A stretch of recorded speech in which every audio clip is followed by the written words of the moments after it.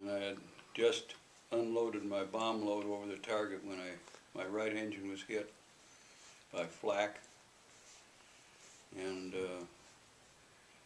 I had only one alternative. I had to feather the propeller, trim it to fly on one engine, and get on the radio and find somewhere that I could make a landing. And after flying, I was about 12,000 feet when I got hit. And I finally got down to about 2,500 feet where the aircraft would maintain itself on one engine. So I remember, and on the final approach, instead of having 3 in the green, I had 2 in the green, and the nose wheel was not extending. So I made probably my best landing on 2 wheels, and flew the airplane into the runway, which was what they call a pierce plank. It was a metal runway, and I fortunately did not cartwheel, and I slid to a stop down in front of the operations, and there was the ambulance and everything. I opened the bomb bay door, and my crew jumped out, and I bailed out over the nose.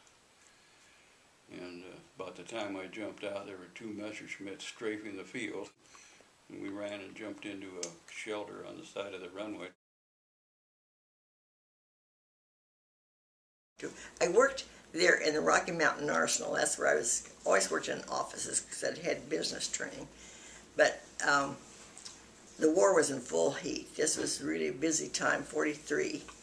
And they were wanting people to work on the line so I could work during the day and stay right there on the base and a little ways away and go over and I packed, I didn't pack them, they packed napalm to put in the big napalm bombs, and my job was standing on the assembly line screwing the caps on the napalm as it go down the belt. The first one tightened it, I seconded it, I type it, and the third one tightened it really tight and make sure that those napalm cups were tight, lids on them. Then they went into a bomb. So that was my experience on the line as far as the war. And then over Easter Sunday, they paid double time if we would help load those bombs onto train boxes.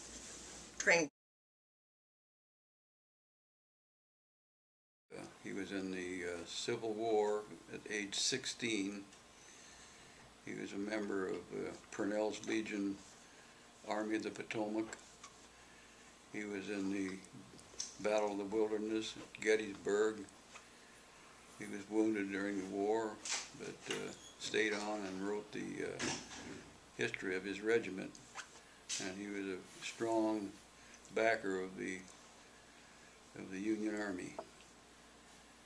But I never knew him because he died 10 years before I was born. Okay.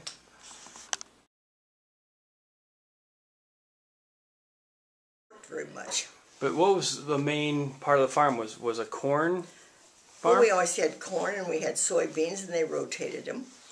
And we had cattle. And I did ride a horse to school most of my life, till I was in 8th grade. My brother and I both rode horses. We lived 2.5 miles from school.